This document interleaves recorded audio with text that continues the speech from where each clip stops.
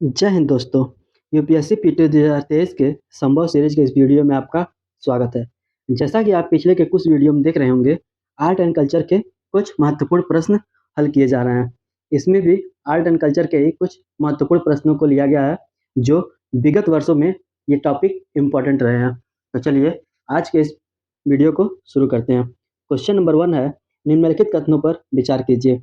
पहला कथन, गणकौर महोत्सव केवल गुजरात में मनाए जाने वाला एक बसंत उत्सव है।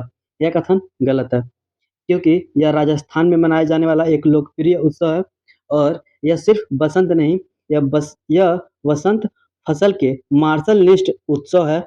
इस दिन अविवाहित महिलाएं अच्छे वर की प्राप्ति के लिए और विवाहित महिलाएं पति के कल्याण, अच्छे स्वास्थ्य और लंबी उम्र के लिए पूजा करती हैं। दूसरा कथन है, सैर ए गुल फरोजा उत्साह त्योहार सांप्रदायिक सद्भाव के प्रतीक के रूप में आयोजित फूलों का एक वार्षिक त्योहार है। यह कथन सही है। सौर ए गुल फरोसा, इस त्योहार को फूल वालों की सैर के नाम से भी जाना जाता है। यह पुरानी दिल्ली में आयोजित फूलों का एक वार्षिक उत्सव है। यह सांप्रदायिक सौहार्द का प्रतीक है। इसमें महरौली के ख्वाजा बख्तियार काकी की मजार में जोग माया मंदिर तक फूलों से सजे पंखों या ताड़ के पत्तों के पंखे को शोभा यात्रा के दौरान निकाली जाती है। उपरोक्त कथनों में से कौन सा कथन सही है? इसमें केवल दूसरा कथन सही है। इसका सही उत्तर होगा ऑप्शन बी, केवल 2। नेक्स्ट क्वेश्चन है, निम्नलिखित कथनों पर विचार कीजिए।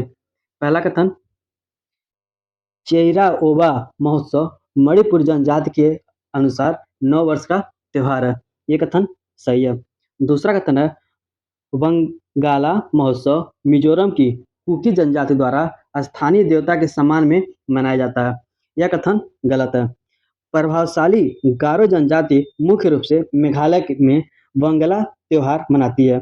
यह त्योहार स्थानीय देवता मिसी सालजोग के सम्मान में मनाया जाता है। उपरोक्त कथनों में से कौन सा कथन सही है? इसका सही उत्तर होगा ऑप्शन ए, केवल 1।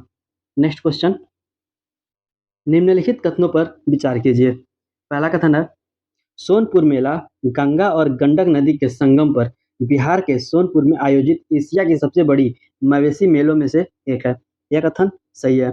यह आमतौर पर नवंबर में कार्तिक पूर्णिमा पर होता है, जिसे हिंदुओं द्वारा शुभ माना जाता है। यह एकमात्र ऐसा मेला है जहां बड़ी संख्या में हाथी बेचे जाते हैं। पुरानी कथाओं के अनुसार चंद्रगुप्त मौर्य इस मेले से हाथी और घोड़े खरीदते थे।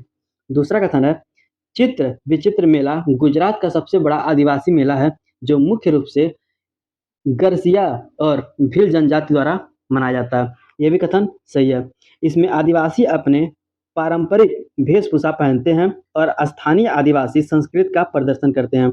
होली के बाद अमावस्या पर आदिवासी महिलाएं अपने दिवंगत प्रियजनों हेतु शोक करने के लिए नदी पर जाती हैं। अगले दिन से ये उत्सव शुरू होता है।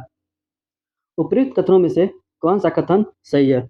इसमें दोनों कथन सही है। इसका सही उत्तर होगा ऑप्शन सी, 1 और 2 दोनों। नेक्स्ट क्वेश्चन है, निम्नलिखित कथनों पर विचार कीजिए।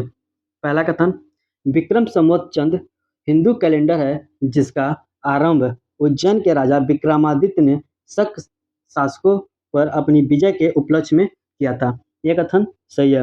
विक्रम संवत का आरंभ 57 ईसा पूर्व हुआ था तथा यह बंगाल को छोड़कर संपूर्ण भारत में प्रचलित है। इतिहासकारों का मानना है कि इस संवत का आरंभ उज्जैन के राजा विक्रमादित्य ने शक शासकों पर अपनी विजय के उपलक्ष्य में किया था। यह प्राचीन हिंदू कैलेंडर पर आधारित चंद्र सौर कैलेंडर है। दूसरा कथन है, शक कैलेंडर में चंद्र तथा सौर दोनों ही कैलेंडर का उपयोग किया गया है, जिसमें चंद्र मास तथा सौर वर्ष होते हैं और शक वर्ष में दिनों की संख्या 365 होती है। यह भी कथन सही है। शक कैलेंडर का आरंभ ग्रेगोरियन लीप वर्ष में 21 मार्च व अन्य वर्षों में 22 मार्च से होता है। एक शक वर्ष में दिनों की संख्या 365 होती है। उपरोक्त कथनों में से कौन सा कथन सही है? इसका सही उत्तर हो जाएगा ऑप्शन सी, 1 और 2 दोनों। नेक्स्ट क्वेश्चन, निम्नलिखित कथनों पर विचार कीजिए। पहला कथन है, शक कैलेंडर का भारत में आधिकारिक नागरिक कैलेंडर के रूप में उपयोग किया जाता है। ये कथन सही है। शक कैलेंडर जो हिंदू कैलेंडर में से एक है को मूल रूप से शक संवत के रूप में नामित किया गया है। दूसरा कथन है इसे कैलेंडर सुधार समिति द्वारा 1957 में राष्ट्रीय कैलेंडर के रूप में अपनाया गया था।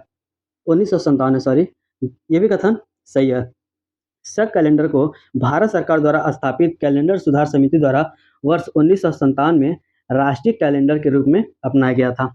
उपरोक्त कथनों में से कौन सा कथन सही है? इसका सही उत्तर हो जाएगा ऑप्शन सी, 1 और 2 दोनों। नेक्स्ट क्वेश्चन है, हाल ही में चर्चा में रहा खाद्य संकट का वैश्विक रिपोर्ट 2022 किस संस्था द्वारा जारी की गई? इसका ऑप्शन है यूनेस्को, अक्षय पात्र फाउंडेशन, सी है global network against food crisis और चौथा है G20 समूह। अगर जो देखें तो इसका सही उत्तर होगा option C, global network against food crisis. खाद्य संकट पर वैश्विक रिपोर्ट 2022 इस संस्था के द्वारा प्रकाशित किया गया है और इसे खाद्य सुरक्षा सूचना नेटवर्क द्वारा सुगम बनाया गया है। इसकी शुरुआत अगर जो देखें तो 2016 में यूरोपीय संघ FAO और WFP द्वारा की गई थी। नेक्स्ट क्वेश्चन देखते हैं, भारत में गर्भपात कानून के संदर्भ में निम्नलिखित कथनों पर विचार कीजिए। पहला कथन है भारतीय दंड संहिता 1860 की धारा 312 के तहत गर्भपात अपराध है। यह कथन सही है। हालांकि medical termination of pregnancy act 1971 और इसके संशोधन केवल अपराधीकरण को अपवाद की स्थिति प्रदान करते हैं।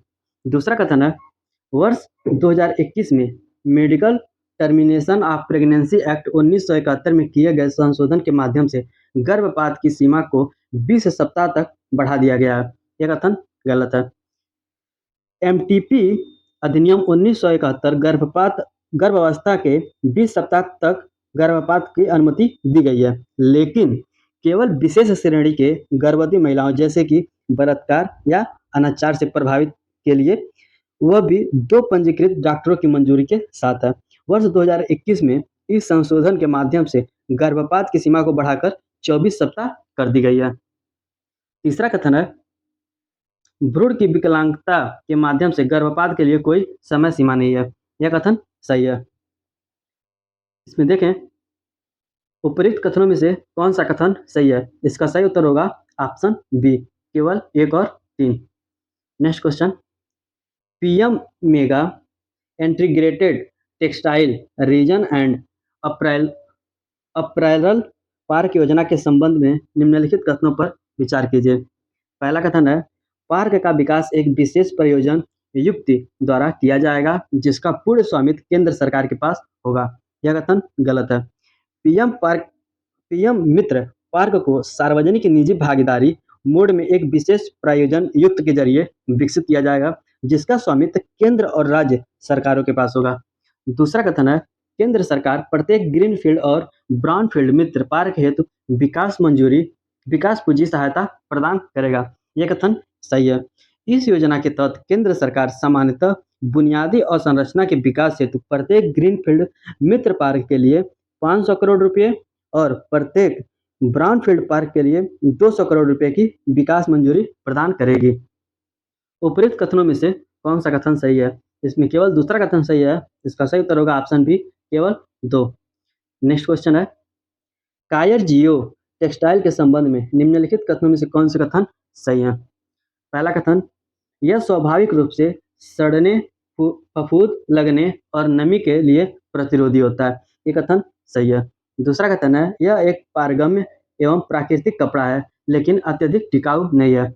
यह कथन गलत है। ये उच्च स्थायित्व के साथ पारगम्य, प्राकृतिक और मजबूत कपड़े होते हैं।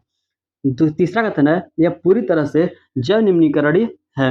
यह भी कथन सही है। नीचे दिए गए कोड का प्रयोग कर सही उत्तर चुनिए। इसका सही उत्तर हो जाएगा ऑप्शन सी, 1 और 3।